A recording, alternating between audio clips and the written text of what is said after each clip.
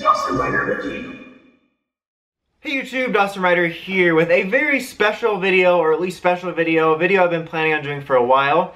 Quite a while ago, the word while is just happening a lot in this video, I did a video on Power Rangers Samurai very similar. It's actually a few years ago now, where basically, I think two of the most negative experiences I've had watching Power Rangers live was in Samurai and then in Dino Charge. And so I watched Samurai sort of away from it all, away from the week-to-week negativity and the fandom stuff, just once everything quieted down. And I think I really needed something like that with Dino Charge, especially because a lot of the discussions and arguments got heated. So it's been some time. Most of the heat's on Ninja Steel, if people even care to give it heat at this point. So I thought this was a good time to do a rewatch and reevaluate, see some positives, still see some negatives, but basically take a look at it away from it all. And that's what this video is going to be. Originally I was going, it's kind of like a re-review in a way. Originally I was going to do it overall, Dino and Supercharge, but since I feel that this is one of the most, if not the most talked about among the differences, like, I think Super Mega Force is also, but I think that's because of the different suits and the anniversary. But in terms of a quality drop, I think it's the most talked about in the distinction between Dino Charge and Supercharge. Even amongst Dino Charge, like, hardcore fans will even admit. So I decided to separate it into two. So this video is only going to be discussing the first 20 plus episodes of Dino Charge, and I will be doing a separate follow-up at some point in the nearest future on Supercharge. Alright, so let's start. What worked about Dino Charge for me? So, to start off from the very beginning, I really did enjoy the pilot episode, or the first two pilot episodes. I remember when it first came out, we got like the early access, I rewatched it several times, was happy to rewatch it once it re-aired, and it still stands up, I think, as an enjoyable pilot, and there was like no Sentai footage in the first episode, I believe, and I think they did a good job of introducing everybody, they had a good energy, and I also like that the first two episodes can function together as a sort of two-parter, but also the first one works well as just a one-part episode. So I thought they had a strong start there, and I think it still holds up for me. Okay, now for some general kind of bullet points for especially early on stuff and concepts. Energems. I really like the Energems, even though, you know, I have some problems with the way they're used later and stuff like that, and inconsistencies and rules. Just at the core concept, I really do like Energems. I like their design, I like the concept, I thought they were really cool. I think having them there gave a really good way of keeping the plot flowing, because not only were the villains looking for them, but the Rangers were too, so that kind of worked on multiple different levels. I kind of see why Ninja Steel wanted to copy that by retreading it with the Ninja Steel, but the problem is it's only really the villains looking for it. That's for a whole other video, but I thought that worked. Sledge being a bounty hunter was also a really cool, different idea. There's some stuff about that that is a bit iffy, but I think the core idea of it is cool, and I think the idea of the monsters being sent out week to week being prisoners rather than just some sort of ally or employee or somebody just visiting from space was really cool. The Dinobot Cafe and Museum I thought was a really cool setting. While it is kind of weird that, like, the hottest spot is a cafe and a museum, like, maybe there's somebody out there that has something like that, but like any of the museums I've been to here, they have like a food court, like one or two of them, but it's not like, oh, hey guys, want to go downtown to the museum and go to the food court? But that is kind of weird, but I mean, in terms of the set design, of like the base, I really liked that. I really liked the Dinobot Cafe. It reminded me of like Jungle Karma Pizza, so I really liked that. Going back to the Energems part, I think that the quest for them kept the plot flowing pretty well early on in the series. I thought there was a pretty good momentum to it. We sort of spent the earlier-ish episodes, though we were searching, sort of learning about the characters, and I thought they did a solid job with that. We kind of got a good grasp on most of the characters. It's kind of a shame, in retrospect, though, that we wouldn't get that much more about all of them. Like, we would get little tidbits here and there, but I think some of the stronger focus on learning about them or changing them in any way was done very early on. But then after that, I think they did a pretty good job rolling the plot one into the other.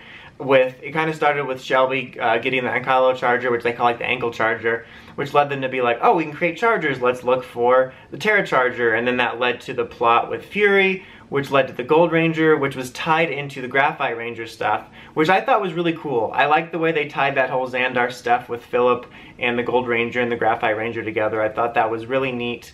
And then of course we go to like the final arc, which was the Plesio stuff and the Purple Ranger, which definitely had some mixed stuff, but was still cool. And then, of course, you have the Tyler's dad stuff, the famous, you know, dad, which can be a bit overplayed. I think it was way more comedic in Supercharge, but there was definitely moments like when they had the Wish episode and Tyler just ditches Shelby on a date to go after his dad, screaming dad.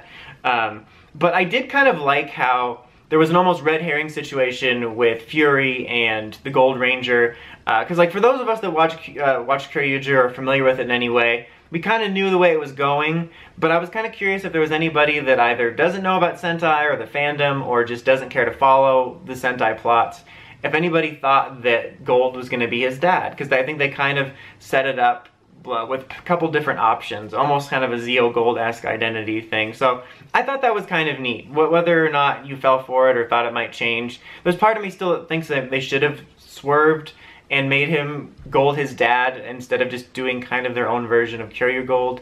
But, you know, I did like the sort of, you know, mystery around it that they created. There was also the New Zealand showcase stuff, which is both a pro and a con. I'll probably talk about it in the beginning of the cons, but not necessarily all the references, but I thought the idea of them going to New Zealand for the Purple Ranger arc was kind of neat, just because it's almost like a meta joke, because we all know it's filmed in New Zealand, but I also thought it was kind of nice that it gave them a chance to use some locations and stuff that they probably just normally can't, because they have to make it seem like it's some unidentified California town. So I thought that was kind of cool. I also really liked stuff in the finale. Even though the finale felt rushed, I really liked like Kendall going on the ship and Tyler going on the ship, and it led to some really cool moments there, which I enjoyed. Okay, now, what didn't work? I still think there's a lot of vagueness going on, and that does happen in PR. PR has never been known typically to be a series where it seems like they care a lot about the lore and making sure everything's known. But I felt there was a lot of vague stuff around the Energems that doesn't get explained. That's going to be a part of Supercharge's discussion likely as well. And Sledge too, like he gets like exploded and then he floats in space for millions of years. I felt like it was never exactly clear. There was a couple lines about him like riding an asteroid in or something, but I'm like, so were you floating for millions of years and then, or were you gathering resources for some of them? It would just seemed vague and kind of crazy if he, even if he was, like, let's say he floated for half of those million years and then the other half. Like, it's crazy that all those people that could survive, much less anybody could remember them. You know, I don't know. But I guess apparently based on some of the lines in dialogue, it's just kind of generally accepted that the monsters are millions of years old. But I thought that was all kind of messy. And it was one of those things that stopped me and bothered me. And it could have very easily been fixed by maybe one or two more lines that would have taken, like, what, 5 seconds of screen time? I also felt there's some inconsistencies with the powers. As I mentioned with the Energems, they're just weird inconsistencies, and like they use them as plot devices. For example, in the episode that introduced Dino Armor X, you had Chase's bond breaking a little bit or weakening with the Energem just because he was teasing Shelby. It was basically an anti-bullying episode, which is fine or whatever for kids shows, but I don't felt it was needed in that way, and I kind of hated how fragile the bond seemed over petty stuff. Like, when you bond to a Dino Gem, boom, you're bonded, you know? Like, for example, in Dino Thunder, Connor bonded to the Dino Gem, but he was still kind of a douche a little bit, and he was kind of selfish in the first episode, or the first episode after the pilot, and he was like, I don't know if I want to do this because I have my own hopes. But then he came around, and it was about that development. And if it had been Energem, if he would have been like, oh man, I kind of want to play soccer instead, it would have been like, nope, you're unbonded. And so I felt that that wasn't needed, and it made it seem like you had to be an absolute goody two-shoes, and I think that's kind of stupid. Like, the thing with Chase is that it wasn't even bullying. I mean, who doesn't tease their friends? I thought it was ridiculous that he was unbonding because he was teasing Shelby over a band. I think they could have achieved the same thing by, instead of having it lose the bond because he was teasing her, make it so that he had a drive to rescue her from the peril she was in because he did feel bad for making fun of her. I just don't feel like the Energems needed to be used that way. It created some weird inconsistencies with the way the rules around them worked, which were especially highlighted later in Supercharge. It just kind of led to a lot of heavy-handed stuff, and that is another kind of nitpick I have, is that I feel like they're often heavy-handed with the lessons. Going back to the Gold Ranger stuff, I was kind of surprised how rushed his actual intro was. Like, you had the good build-up of, like, we started looking for it with the E-Tracer, and then you had the arc with Fury, but then as soon as it introduced, it felt it was all just kind of rushed through, which kind of bothered me. When we found the Plesiozord, I found it to be stupid that they came up with the plot that it was sick in an attempt to add some sort of sense of urgency to needing to find it. I think just the fact that the villains were also after it added a sense of urgency, and they could have also explained it acting weird because the Purple Ranger just unbonded. It just seemed unnecessary. Like, it reminded me of when I say this could be fixed with a line, but this ended up adding an extra line that just made it more needlessly complicated. There's also that weird, like, Shelby-Kendall hatred rivalry early on that's just kind of dropped, and not just dropped, but like not really explained. Like, Kendall just seems kind of annoyed and like, you know, mad at Shelby's sheer existence. There is a little bit of a moment where you can see her building respect for her when they're building the Untitled Charger, not the Ankle Charger. But it just seems like that was dropped, and I think there was a lot of potential there to show a true progression and acknowledgement of them getting past that. And it's kind of a fan theory or suggestion that was around a lot during the time, but I did like the idea that Kendall wanted to be a ranger and she found the pink energem and it didn't bond with her, and that's why she resented Shelby. But it just seemed weird because it was so heavy-handed in the first episodes, and then other than that little moment of her kind of smiling at Shelby when she's helping with the Untitled Charger, that just really never came up again. There's also just a small little tidbit of really weird stuff, kind of like the chase thing where we had that weird storyline of Shelby. It was like a lesson of the week, but the lesson of the week is princesses aren't always spoiled. And then we had that stupid artist character that was just there. That just felt weird. Like, PR will have random filler where, you know, just stuff happens, but that felt specifically out of the place. It was just a weird random bit that I felt was worth mentioning. Also, I felt after, like, the Plesio stuff, the final arc just felt rushed. It felt weirdly rushed, whereas I felt they did a good job with the pilot, feeling like a pilot, and the two parts also working together. The final episode just feels rushed to resolution, like, okay, we don't have to be Rangers anymore, let's not even check if Sledge's ship is exploded. Like, even though Tyler saw it crashing, wouldn't it have made sense for them to at least check on it? Because even if Sledge was exploded, there's at least a good chance there was 1 to 2 villains that might have survived that.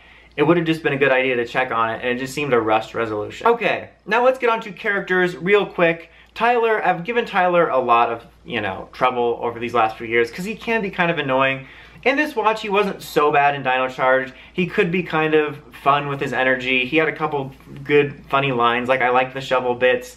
I liked the part with the cake where he goes a bit tasteless. So he wasn't as bad, and I have to give him props for having the courage to stay on Sledge's ship when it was going down.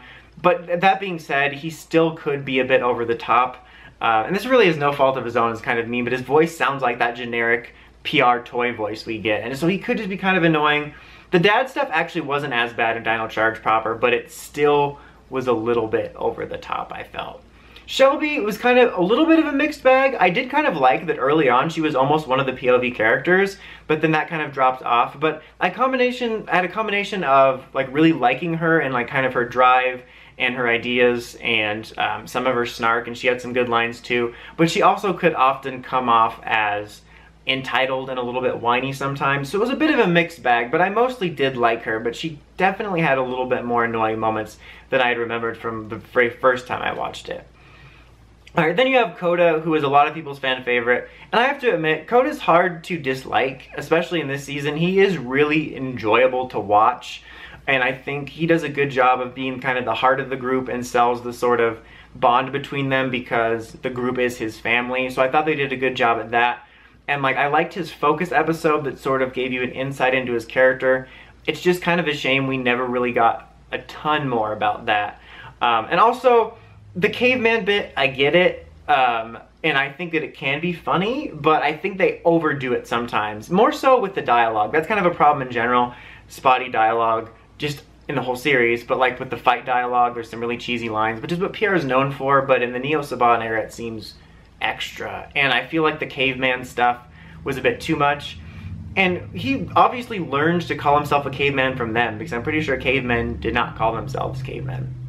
Then you have Riley. Riley's like a really neutral character for me. It's funny, Michael Tabor had said like he kind of regretted getting into acting or something like that a while back, but he actually does a good job in the role. It's just such a neutral opinion for me because I think he did a good job in the role. It's sort of being the almost Billy-ish role in a way because he's kind of smart, but also like the mom in a way, keeping everyone in line, and he's the sort of rule guy. But I think he did a good job at the role, but I don't really have a strong opinion one way or the other, like, oh man, I really like that type of character, oh, or he's super annoying, he's just neutral. I will have to say, though, that during the episode where they all lost their backbone and were afraid of everything, he had some really great comedic facial expressions. Okay, Chase. Chase is my favorite of them. Kind of reminds me of Xander, like, I just kind of like watching him because he's just kind of fun and charming to watch. I noticed that early on there was actually quite a few little subplots, whether it was in a focus episode based on him or not, that revolved around everyone just sort of underestimating Chase and writing him off as kind of just like an unreliable playboy. And I kind of like that he got to prove himself that, like, even though he's not perfect with that, he, you know, he'll come through in the clutch. And I just really like Chase. The only really negative thing I have about him this season is similar to the caveman stuff. They definitely overuse the hotshot catchphrase too often. Kendall, unfortunately, I really like Kendall. I like the actress, I like the way she's portrayed, I love the potential of the character, but unfortunately she's given next to nothing. I loved that in the finale she had the courage to go up to the ship, but I think there was a wasted opportunity to essentially do her version of a focus episode like they got in the beginning of the series, where we learned how she met Keeper or something like that, and we never got that even in Supercharge. And there's so much wasted potential for a character that I really liked early on and still like, and just think there's a huge lack of potential.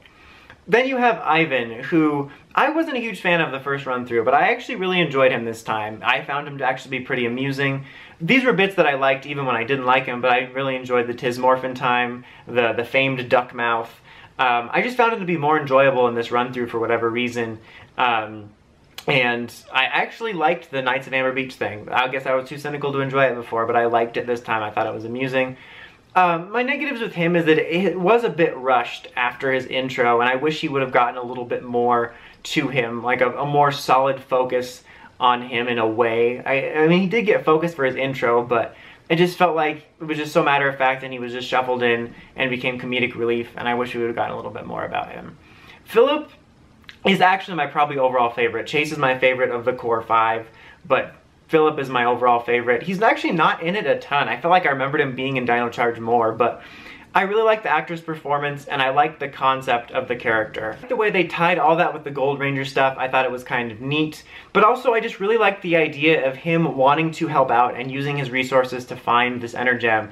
It did bother me that they felt the need to have it so the Energem would only bond with him when he saved this girl. I thought the very act of handing over the Energem should have had him being worthy for the Energem, because it was a selfless act, because it made it clear that he was not in this for the glory. He truly just wanted to help, and the minute that his efforts to bond with it failed, he was like, okay, you know, find someone that can bond with it. I felt at that moment it should have bonded with him. Sure, it created a more dramatic, you know, action scene of him saving the little girl, Chase's sister, but I don't know, I was a little bit bothered by that, but I think it's telling just how much I like him for how little he was in this season. Just the way the actor portrayed it, like I said, and the entire concept of the character is one of my favorite things. The villains, honestly, I don't have a ton to say. I'll say that, again, I like Sledge as a bounty hunter. Even though there's like Shrek jokes to be made, I do kind of dig his design. I think I'm just partial because I love original creations. But other than that, and loving the concepts, the villains are kind of weak. I mean, they're all just very one-note, exactly what they should do. You know, Sledge, generic angry villain. I think they could have maybe hinted a little bit more that he had a boss or at his motivations, because it did seem like a bounty hunter. Why would a bounty hunter want to dominate the world? Again, that could be fixed with a line, like, oh, I don't want to work for anybody anymore, or I was hired to get these, but now I'm going to get them myself and be the ruler, or my boss wants these. It did seem weird. Fury was kind of the generic general character, a lot of wasted potential for a potential rivalry story with him and Ivan, a little bit more foreshadowing about Tyler's dad. He just came off as incompetent because he was there for millions of years without finding an Energem, and suddenly we're finding him like earwigs. I don't know, that's a weird example. I hate Poisandra, that's something that didn't change. Her and, especially her, but her and Curio are just some of the most annoying characters ever. I just wanted to pop the little bubbles that she's made out of every time she was on screen. I could not stand her. But they served their purpose, and sometimes that's okay, but I felt there was a lot of wasted potential amongst the villains, and I just either was okay with them or just outright despised them like Poisandra. I feel like I should mention Keeper. I have a very mixed relationship with Keeper. Like, you know, we only hang out sometimes. No, I mean, like, I actually kind of like Keeper in design. He can be a bit creepy with like the CG blinking, but again, I'm partial to original creations, so I like the general idea of him. And he actually wasn't as bad as I remember. I think they should have had him around more and made him seem less flaky, especially like when he would come help the Rangers or like talk smack to Sledge and then poof away. It made him seem kind of like a jerk, but he actually gave some pretty decent advice. Like, I think he did a better job of conveying the generic lesson of the week through a sort of wise-ish speak than some of the more heavy-handed stuff. But that's about it for the core points I wanted to cover. Of course, I'll be covering more broad points in Supercharge, and I'll probably do kind of a general consensus at the end, because there's going to be a lot of repeated points. But I did have a more positive experience with Dino Charge this time, if you couldn't tell. Definitely still some stuff that bothers me, for sure. I think a lot more that comes out in Supercharge, but I think that objectively this is probably the strongest Neo Saban season. My personal favorite is still Super Samurai. No throwing tomatoes, please. That had a stronger finale, and it had Lauren, so. But I think this is probably my second favorite of them. I don't know, but definitely still some problems, definitely some cringy moments, but if you're in the right mood, this could be enjoyable, and I think that there's a lot of potential in it that unfortunately we know wasn't capitalized on, but we'll get to that in the Supercharge video. If I had to score my rewatch here of Dino Charge Original Recipe, it would probably be a 7. But anyway, until next time, don't forget to like, comment, subscribe, and climb the steps and ring that bell to get the notifications for all my videos. Dawson Rider, signing out. I did this a million times again. Pew, pew, pew, pew, pew, pew.